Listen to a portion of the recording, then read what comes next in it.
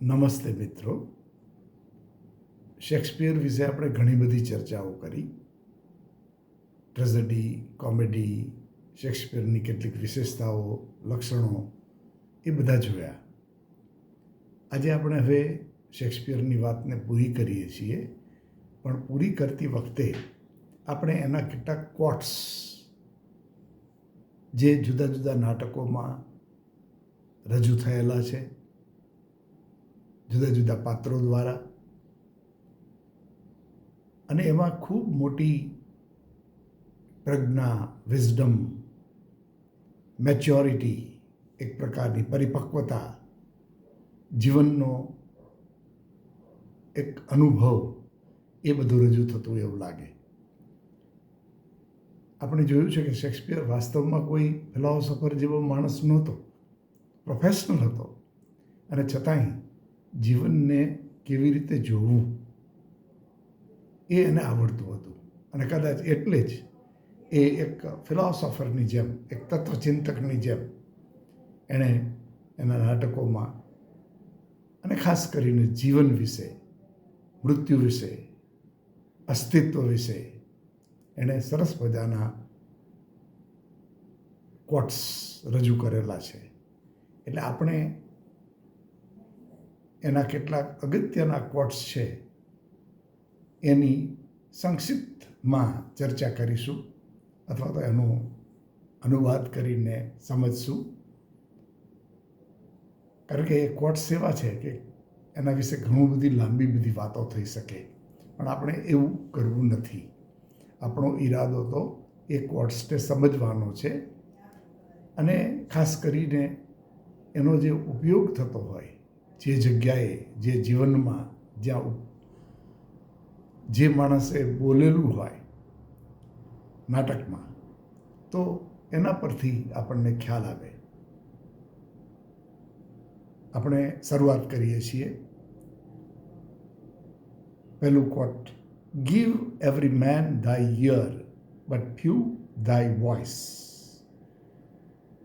દરેક માણસને તમારો કાન આપો, સાંભળવા દો, સાંભળો બીજાને. બટ ફ્યુ thy voice, પણ તમારો અવાજ છે એ બહુ ઓછા લોકોને પહોંચાડો. બોલો ઓછું, સાંભળો વધુ. કોઈકની વાત સાંભળવા જેવી જે હોય છે, સાંભળો. અને listening is a great quality. બોલવા કરતાં સાંભળવું એ બહુ જ અગત્યની વસ્તુ છે જીવનમાં, વિઝડમ, ડાપણ માટે, અને તમારા જીવનના એક અર્થસભર જીવનને બનાવવા માટે. એટલે આ પહેલો કોટ છે એ બહુ જ સાદો લાગે છે, પણ બહુ જ મહત્વનો છે. બીજો quote: some are born great, some achieve greatness, and some have greatness thrust upon them. દુનિયામાં આપણે ઘણા મોટા મોટા માણસોને, મહાન માણસોને જોતા હોઈએ છીએ, જેને અત્યારે જેના માટે શબ્દ સેલિબ્રિટી એવો વપરાય છે. અને સેલિબ્રિટીઝ છે એ હવે એક જુદા જ પ્રકારનો અર્થ ધરાવે છે. જુદા જુદા ક્ષેત્રમાં કોઈ પૈસાદાર હોય, ઉદ્યોગપતિ હોય તો એ સેલિબ્રિટી છે. કોઈ બહુ મોટો પોલિટિશિયન હોય તો સેલિબ્રિટી છે. કોઈ બહુ મોટો વિદ્વાન હોય તો સેલિબ્રિટી છે. કોઈ બહુ મોટો એક્ટર હોય, કલાકાર હોય, ફિલ્મનો એક્ટર હોય તો એ સેલિબ્રિટી છે. કોઈ ક્રિકેટર હોય, રમતવીર હોય તો પણ એ મહાન સેલિબ્રિટી છે. પણ આમાં એક સરસ વાત શેક્સપિયરે કરી છે કે બધા જન્મે છે, કેટલાક લોકો જન્મે છે મહાન તરીકે, કેટલાક લોકો મહાનતા પ્રાપ્ત કરે છે, મેળવે છે, અને કેટલાક ઉપર મહાનતા ઉપર ઢોળી દીધેલી હોય છે. એના પર એ મહાન હોતો નથી. નથી મહાન તરીકે જન્મો, કે નથી મહાન બન્યો, નથી એને મહાનતા પ્રાપ્ત કરી, પણ લોકો એને મહાન બનાવી દીધો. કેટલાક લોકો એને ચડાવી દીધો, એમ આપણે કહીએ ને. એને કહ્યું, વાહ, he is a great man, he is very wise. આવું બનતું હોય છે. આપણે કોઈની એવી ટીકા કરવામાં માનતા નથી, પણ આપણે જોઈએ છીએ કે આવી વસ્તુ ધર્મમાં, રાજકારણમાં અને અન્ય જુદા જુદા ક્ષેત્રોમાં થતી પણ હોય છે. આવી વસ્તુ થાય એ આપણને પણ એમ લાગે કે એ યોગ્ય તો નથી, પણ સમાજમાં આવું થતું રહે છે. એટલું જ નહીં, પણ આપણે ઘણીવાર જોઈએ કે સાચા અર્થમાં કોઈ માણસ બહુ જ પ્રજ્ઞાવાન માણસ હોય, ડાયો માણસ હોય, સમજુ માણસ હોય, સંયમ ધરાવતો માણસ હોય, સદગુણો ધરાવતો માણસ હોય, અને છતાંય એનું એટલું મહત્ત્વ ન હોય જેટલું જેના પર મહાનતાને ઢોળી દીધી હોય લોકોએ. તો આપણે એવા લોકોને બધા સમાજ બહુ જ મહત્ત્વ આપતો હોય છે. આપણને કોઈ સેલિબ્રિટી ન ગણે તો એમાં કાંઈ દુઃખ લગાડવા જેવી વાત છે નહીં. કારણ કે સેલિબ્રિટી બનવું એટલે ઘણીવાર તો એક પ્રકારનું જાણે નાટક હોય, નાટકના તમે પાત્ર હો એવું થઈ જાય.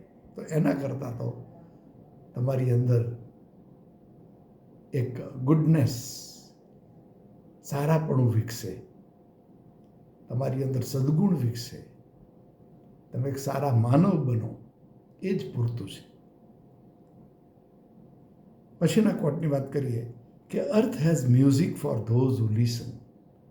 આ પૃથ્વીમાં સંગીત હોય છે, આકાશમાં સંગીત હોય છે, પક્ષીઓનું સંગીત હોય છે, વૃક્ષો જ્યારે હવાની અંદર એકદમ ઝૂમતા હોય ત્યારે સંગીત હોય છે, દરિયાનું સંગીત હોય છે, નદીનું સંગીત હોય છે.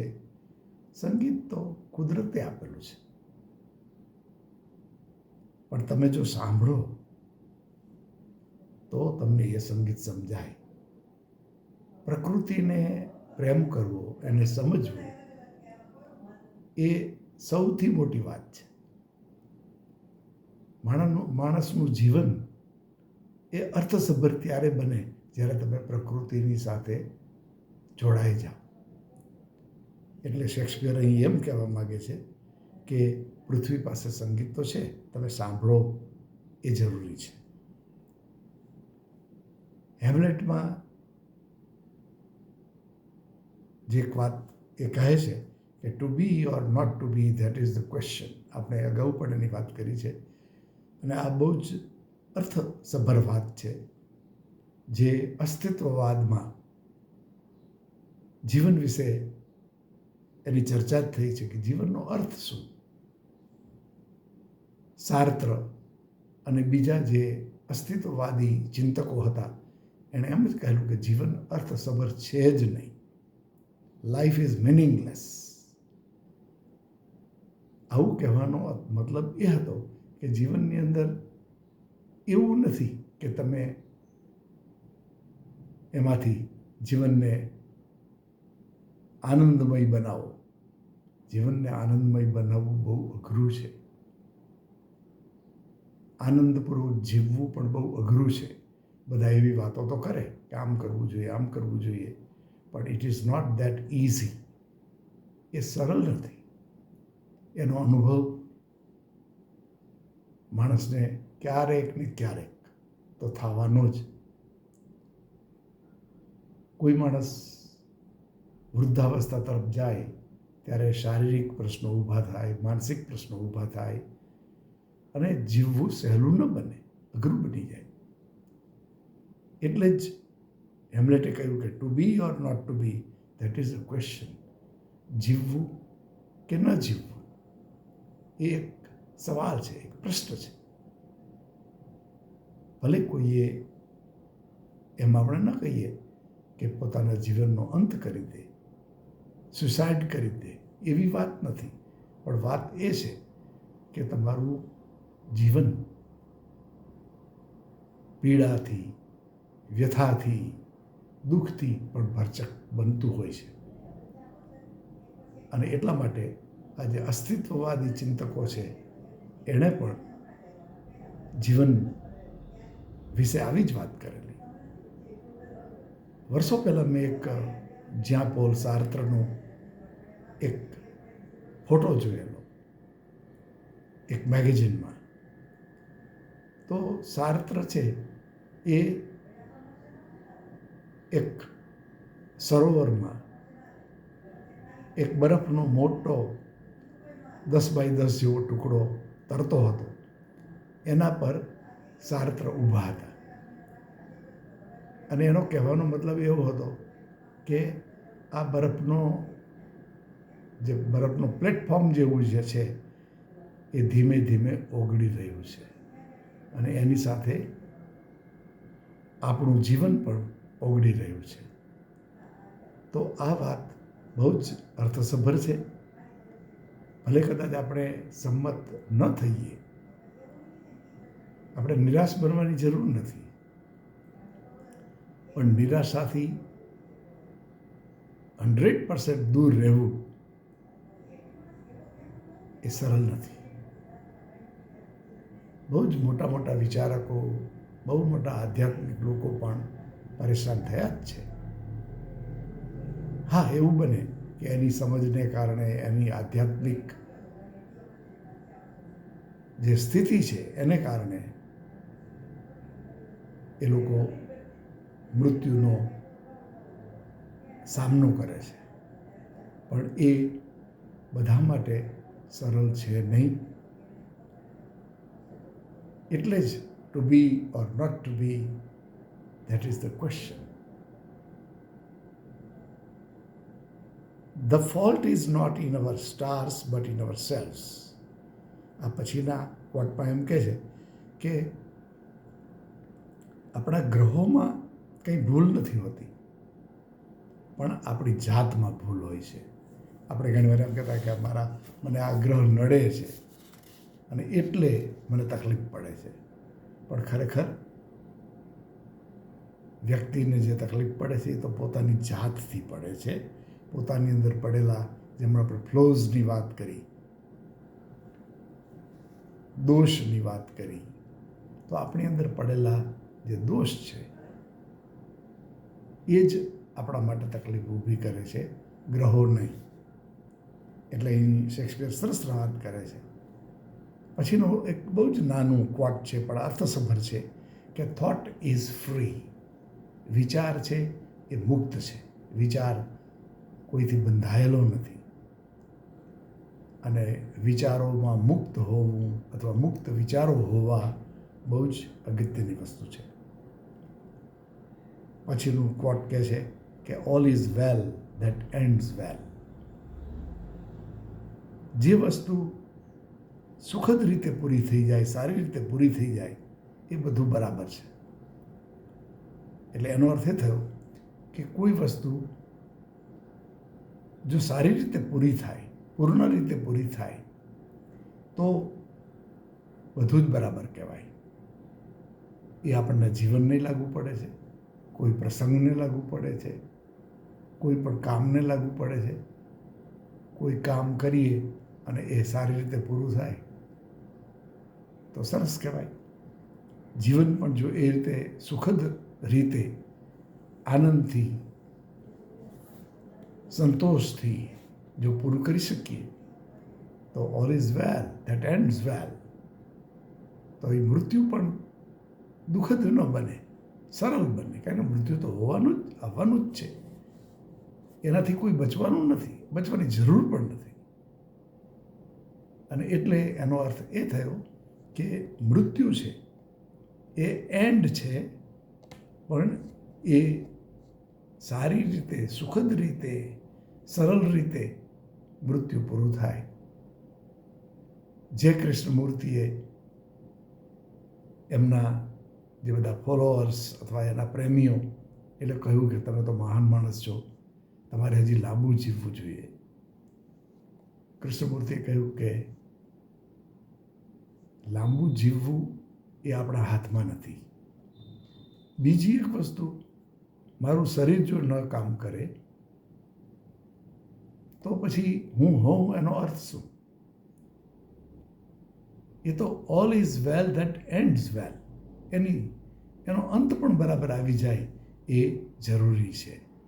એટલે જે કૃષ્ણમૂર્તિની આ વાત, મારો એક આર્ટિકલ અખંડાનંદમાં વર્ષો પહેલાં છપાયેલો, જે કૃષ્ણમૂર્તિના અંતિમ દિવસો વિશેની વાત હતી, અને એણે આવી બધી વાત કરેલી અને એણે કહ્યું કે મૃત્યુ તો આવવાનું, એને અટકાવવાની અથવા તો એના માટે એમ કહી કે ભાઈ હજી લાંબુ જીવીએ તો સારું, એવી ચિંતા કરવાની જરૂર નથી.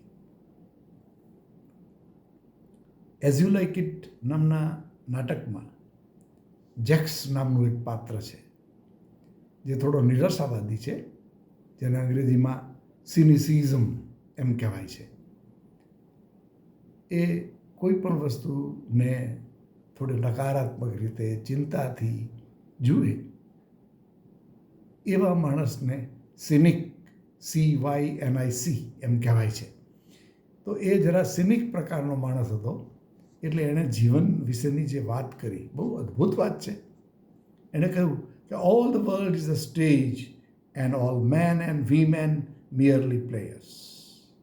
આ જગત આખું એક રંગભૂમિ છે, અને આપણે દુનિયાના સ્ત્રી અને પુરુષો એ બધા એના અભિનેતાઓ છે. આપણે આ સ્ટેજ ઉપર રહીને અભિનય કરવાનો છે, પરફોર્મ કરવાનું છે. અને પછી એ આગળ વાત કરે છે કે માણસનો જન્મ એક નાના શિશુ તરીકે, એક બાળક તરીકે થાય છે, પછી ધીમે ધીમે એ આગળ વધે છે, સ્કૂલમાં ભણવા જાય છે તો રડે છે, પછી એનાથી કિશોરાવસ્થામાં આવે છે, પછી યુવાન બને છે, પછી એ એની પોતાની કારકિર્દી કે એવી રીતે આગળ વધે છે, અને અંતે ઉંમર પૂરી થાય છે અથવા તો પૂરી થવા જાય છે ત્યારે સાન્સ આઈઝ, સાન્સ, SANS, સાન્સ એટલે વિના, આંખો વિનાનું, સાન્સ ટીથ, દાંત વિના, એવી રીતે જીવવાનું થાય. વૃદ્ધાવસ્થામાં દાંત જતા રહે, આંખો જતી રહે, ચાલવાની શક્તિ જતી રહે, શરીર છે એની શક્તિ જતી રહે. એ વૃદ્ધાવસ્થા આવે, અને એ વૃદ્ધાવસ્થા પછી જીવનનો અંત આવે. એણે કહ્યું કે there are 7 acts in life. જીવનની અંદર 7 અંકો હોય છે. આ 7 અંકોની વાત પણ જેક્સ કરે છે, જે નકારાત્મક અવશ્ય છે, એટલે કે દુઃખદ છે.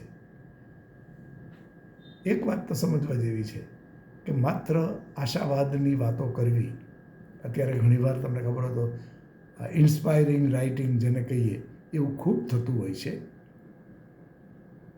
જેને આપણે પ્રેરક કહી શકાય, લોકોને પ્રેરે એવા લખાણો ખૂબ ચાલ્યા છે, ખૂબ પોપ્યુલર પણ બન્યા છે. પણ શું જીવન એવી રીતે ચાલે છે ખરું? એવું નથી હોતું. આનંદમય બનવું એ અંતે તો આપણે જાતે કરવાનું છે, પણ એ આનંદ શું ખરેખર એનો તમે અનુભવ ઊંડાણપૂર્વક કરો છો? નથી કરતા હોતા.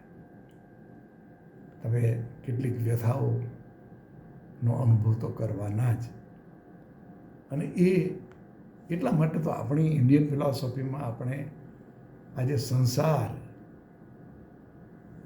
ધ વર્લ્ડ,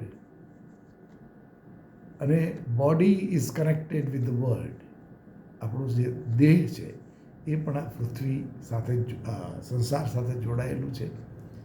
અને એ ભૌતિક કોઈ પણ ચીજ હોય એ તકલીફવાળી તો હોવાની જ. એટલે આપણે એમ કહી શકીએ કે માનવ જીવનમાં આ રીતે આપણે બધાએ સંઘર્ષ તો કરવાનો જ છે. પછીની વાત છે કે લેટ લાઈફ બી શોર્ટ, જિંદગીને ટૂંકી થવા દો, else shame will be too long. જિંદગીને ટૂંકી રહેવા દો, નહીતર એમાં શરમજનક જીવન લાંબુ બની જશે. શેમ વિલ બી ટુ લોંગ, એની અંદર જે શરમ વધી જશે. જીવન છે એ એટલું આનંદમય પણ નહીં રહે, યશયુક્ત પણ નહીં રહે, પણ એના બદલે એવું પણ બને કે શરમથી ભરેલું બની જાય. જીવન બહુ લાંબુ થાય જ્યારે માણસ બહુ મોટો વૃદ્ધ બની જાય, ત્યારે એને કેટલુંક બહુ જ જેને કહેવાય ને વિચિત્ર રીતે જીવવું પણ પડે. હમણાં મેં એક પુસ્તક બહુ પ્રસિદ્ધ વાંચ્યું છે, જેના વિશે નવનીત સમર્પણમાં મારો આર્ટિકલ છપાવવાનો છે. એ મૂળ કૃતિ છે, એનું નામ છે ટ્યુઝડેઝ વિથ મોરી, મોરીની સાથે મંગળવાર. એમાં મિચ નામનો એક 35 વર્ષનો એક વિદ્યાર્થી હતો, મોરી પ્રોફેસર હતો. અને એકાએક એને ખબર પડે છે કે મોરી છે એ મૃત્યુની નજીક પહોંચી ગયા છે, એક મોટા દર્દના શિકાર બન્યા છે. અને પછી એના વિદ્યાર્થી તરીકે એના માટે બહુ લાગણી, એટલે એની પાસે એને નક્કી કર્યું કે દર મંગળવારે હું તમારે ત્યાં આવીશ. એટલે પોતે ટ્રાવેલ કરીને મોરીના ઘરે જતો, મોરીને મળવા જતો. મોરી તો પથારીવશ હતા, ઊભા નહોતા થઈ શકતા. એને તો ઉપાડીને વ્હીલચેરમાં કે એમ જ સતત બધી જગ્યાએ લઈ જવા પડતા. તો હમણાં હું જે વાત કરતો હતો શેમની, તો શેમ એ અર્થમાં કે એણે પોતે એવું કહ્યું મોરીએ કે હું ટોયલેટ તો જઈશ, પણ મારે સાફ સફાઈ માટે પણ તમારી જરૂર પડશે. તો એવી જ્યારે તમારી શરીરને અનુભવવાનું આવે ત્યારે એ થોડું આપણને શરમજનક લાગતું હોય છે. અને એમાં ગમે એવા મોટા માણસ હોય, ગમે એટલો ધનિક હોય, ગમે એટલો સત્તા ઉપર રહેલો માણસ હોય, છતાંય આવી સ્થિતિમાં આવી પણ જાય. અને એનો સ્વીકાર કરવો એ બહુ જ આવશ્યક છે, જરૂરી છે. એટલે આ જે વાત છે એને હું મારી રીતે એટલા માટે સમજાવું છું કે જીવન ટૂંકું હોય તો કાંઈ વાંધો નહીં, બહુ લાંબુ કરવાની જરૂર નથી. તમે એકદમ માંદા જેવા થઈ જાઓ, પથારીવશ થઈ જાઓ, અને પછી કદાચ 2-5 વર્ષ તમે જોયું હશે કે કેટલાક લોકો સતત મેડિકલ પેલામાં હોય અને એવી રીતે કેટલાય વર્ષો સુધી જીવતા હોય, પણ આંખ પણ ખુલતી ન હોય, કાન સાંભળતા ન હોય, શરીર ચાલતું ન હોય, તો શું જીવવાનો અર્થ? એ વાત સમજવા જેવી છે. શેક્સપિયરે એના આ કોટમાં બહુ સરસ રીતે વાત કરી કહેવાય. પછીના પેલા કોટમાં શેક્સપિયર કહે છે કે કાવર્ડ્સ ડાય many times before the deaths. જે કાયર માણસો છે, ડરપોક માણસો છે, એ લોકો તો એનું પોતાનું જે મૃત્યુ થાય ને એ પહેલાં અગાઉ કેટલી વાર મરી જાય છે. આ વાત બહુ મહત્ત્વની છે કે એક મૃત્યુ તો આવવાનું છે, ફાઇનલ છે, પણ એ પહેલાં પણ માણસ છે ને સતત ડરપૂર્વક મરતો રહેતો હોય છે. અને એ વાત તો પણ આપણે સ્વીકારવી જોઈએ કે એનો ડર લાગતો હોય છે, અને ડરથી માણસ છે એ મરતો રહેતો હોય છે. મેકબેથમાં એક સરસ કોટ છે કે life is a tale told by an idiot full of sound and fury signifying nothing. જીવન છે એક એવી કથા છે જે મૂર્ખ માણસે કીધેલી છે અને એમાં ઘોંઘાટ છે, ખોટો અવાજ છે, ગુસ્સો છે, પણ એનો કોઈ અર્થ નથી. એટલે જિંદગી છે એ પોતે પણ એક મૂર્ખની વાર્તા છે, મૂર્ખે કીધેલી વાત છે. અને મૂર્ખે કીધેલી આ વાત છે એનો કોઈ અર્થ નથી. પછીના કોટમાં શેક્સપિયરે લખ્યું છે કે hell is empty and all the devils are here. નર્ક છે એ ખરેખર તો ખાલી છે, ત્યાં કોઈ નથી. બધા જ શેતાનો છે ને એ તો અહીં છે. તમે જુઓ કેવી વાત, કેટલી ઇન્ટેલિજન્ટ વાત છે જે આજે 400 વર્ષ પહેલાં કરેલી શેક્સપિયરની વાતો એ બહુ અર્થસભર છે અને એટલી જ રિલેવન્ટ છે, યથાર્થ છે, અત્યારે પણ લાગુ પડે છે. આ વાત કેવી છે જુઓ, આપણે નર્ક જોયું નથી, સ્વર્ગે નથી જોયું, પણ નર્કમાં જાઓ અને કોઈ જોવા મળે નહીં તો એનો અર્થ થયો બધા તો અહીં જ રહે છે, આ પૃથ્વી પર જ બધા છે. ડેવિલ્સ આર ધેર, શેતાનો ત્યાં જ છે, ખલનાયકો ત્યાં જ છે, ક્રિમિનલ્સ ગુનેગારો પણ અહીં જ છે, ખોટું કરનારા પણ અહીં જ છે. તો એવી વાત આપણે સાંભળીને થોડું આપણને થાય, એમ મનમાં થાય તો ખરું કે શેક્સપિયરે પણ કેટલી જગ્યાએ આમ થોડું આપણને દુઃખ થાય એવી થોડીક નકારાત્મક, થોડીક હમણાં સિનિસિઝમ મેં કહ્યું એ પ્રમાણે વ્યથાયુક્ત વાત એણે જરૂર કરેલી છે, પણ વ્યથાયુક્ત વાતને દૂર રાખવા જેવી નથી, કારણ કે ધેટ ઇઝ ધ રિયાલિટી, એક વાસ્તવિકતા છે. એનો અર્થ એવો નથી કે તમે નિરાશ બની જાઓ, પણ ફેસ ઇટ, એનો સામનો કરો. એ સામનો કર્યા વિના ચાલવાનું નથી, ન કરો તો તમે હેરાન થવાના છો. સામનો તમે તમારા ઉપર સતત એનો હુમલો થતો રહેશે. તો એના કરતાં એનો સ્વીકાર કરીને એની સામે લડવાનું, આંતરિક રીતે લડવાનું કરવા જેવું છે. દુનિયામાં શુભ કે અશુભ એવું કાંઈ હોતું નથી, ફક્ત એ તો વિચારને કારણે હોય છે. હમણાં આપણે વાત કરી, વાતે પણ સાચી, કે વાસ્તવમાં સારું નરસું એવું નથી હોતું, એ તો આપણા વિચારોથી થાય છે. મ્યુઝિકની વાત શેક્સપિયર કહે છે કે if music B the food of લવ, જો સંગીત છે એ પ્રેમનો ખોરાક હોય તો પ્લે ઓન, ચાલો વગાડો સંગીતને, તમે સાંભળો. સંગીત છે એ તો પ્રેમનું ફૂડ છે, એનાથી જીવાય છે. તમારા દિલમાં તમને પ્રેમ મળે છે, સંગીત તમને શાંતિ આપે છે, આનંદ આપે છે. એ એક એસ્થેટિક પ્લેઝર છે અને એ એસ્થેટિક પ્લેઝર બધી કલામાં હોય છે, સંગીતમાં પણ છે જ, એ આપણે જાણીએ છીએ. તો સંગીતને ચાહો, it is the food of love.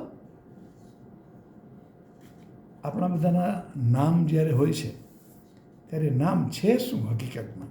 What is in a name? તમારું નામ ગમે તે હોય, પણ શું તમે એવા હો છો? એવું નથી હોતું. નામ છે, આપણે ગુલાબને, that which we call rose by any other name would smell as sweet. તમે ગુલાબને બીજા કોઈ નામથી બોલાવવા માંડો તો પણ એની અંદર સુગંધ તો આવવાની, અને સુગંધ આવે એનું નામ ગુલાબ. એવી જ રીતે તમારું નામ ગમે તે હોય, પણ તમે એના કરતાં ભિન્ન હોઈ શકો છો. એટલે નામની વાત સરસ રીતે શેક્સપિયર કહેવા માગે છે કે નામનું એ રીતે મહત્ત્વ નથી. નામ ગમે તે હોય, નામ જેવા તમે હો એવું હોતું નથી, આવશ્યક પણ નથી. એ તો name is just a name. એ તો એક નામ છે જે આપણે આપેલું છે. પણ એ નામ છે એ જ્યારે તમારા સદ્ગુણથી, તમારા ચારિત્રથી, તમારા અર્થસભર જીવનથી જ્યારે આગળ વધે ત્યારે તમે નામમાંથી રામ બની શકો. એ વાત સાચી છે. આ એક જાતની આંતરિક વિઝડમ છે, જેનો અર્થ એ થયો કે તમારું નામ એને કારણે બદલી શકે છે. તમારું નામ ગમે તે હોય, પણ તમે જે જીવો છો, જે રીતે જીવો છો, એનાથી તમારું નામ અલગ રીતે સર્જાઈ શકે છે. અને ભલે પછી એ નામ તમે અલગ નામ બોલો એવું પણ જરૂરી નથી, પણ એનો અર્થ એ થયો કે એ જે વિઝડમ છે એ તમને સાચા અર્થમાં એક ઉત્તમ માનવ બનાવે છે. દુનિયામાં જે ડાર્કનેસ, અંધકાર દેખાય છે એ વાસ્તવમાં તો અજ્ઞાનતા છે, અજ્ઞાન છે. જ્યારે જ્ઞાનનો અભાવ થાય ત્યારે સમજી લો કે અંધારું છવાઈ જાય છે. અને છેલ્લી વાત, brevity is the soul of wit. સંક્ષિપ્તતા, ટૂંકાપણું. કોઈ ડાયો માણસ હોય તો એ જ્યારે બોલે ત્યારે ટૂંકું બોલે, વધારે લાંબુ લાંબુ ન બોલે, ઓછું બોલે. આજે બ્રિવિટી, ટૂંકાપણું, સંક્ષિપ્તતા એ બુદ્ધિશાળી માણસનો આત્મા છે. ઓછું બોલો. આગળ વાત આવી હતી ને કે લિસન, સાંભળો, બોલો ઓછું. તો આ સરસ મજાના કોટ્સની વાત આપણે અહીં પૂરી કરીએ છીએ. અને હવેથી તો આપણે થોડા ચેન્જીસ આવશે. હવે આપણે હિસ્ટરી ઓફ ઇંગ્લિશ લિટરેચરની વાત પણ કરીશું. જે દુનિયાની મહાન કૃતિઓ છે એની વાતો કરીશું. દુનિયાના મહાન ચિંતકો છે એની પણ વાત કરીશું. એટલે આમ ધીમે ધીમે નવું નવું આપણે કંઈક કરતા જશું. આપણો ઈરાદો છે એ તો તમે જાણો છો કે આપણે કંઈ વધારે બોલવું એવી પણ આમાં વાત નથી. પણ હું જ્યારે બોલું છું ત્યારે હું મારી જાતને સાંભળું છું. અને મારી જાતને સાંભળું છું એનો અર્થ એ થયો કે હું શેક્સપિયરને સાંભળું છું, તુલસીદાસને સાંભળું છું, કૃષ્ણને સાંભળું છું. કોઈ પણ જ્યાં વિઝડમ છે, પ્રજ્ઞા છે, જ્ઞાન છે, તો એને સાંભળવાની હું કોશિશ કરું છું. અને હું મારી જાતને કોઈ વિદ્વાન માનતો નથી. હું માનું છું મારી જાતને એક વિદ્યાપ્રેમી, જ્ઞાનપ્રેમી. અને એ જ્ઞાનપ્રેમી તરીકે જીવવું છે એ જ આપણો ઉદ્દેશ્ય છે. તો આપનો આભાર. Thank you very much. Thank you. Thanks a lot.